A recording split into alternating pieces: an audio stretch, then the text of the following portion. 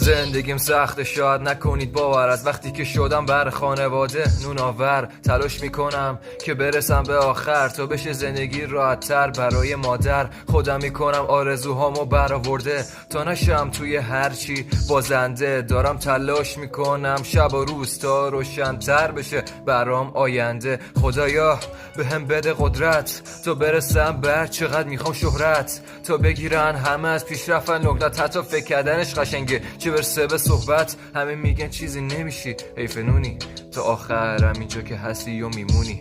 میگم چقدر ازم نامی شدید به این زودی، الان خیلی داغونم از لحاظ روحی، ولی گوش نمیدم به حرف کسی. ازم بد میگی و فقط میترسی که من برم بالا تو این پایین باشو، دیگه نمونه بحثی.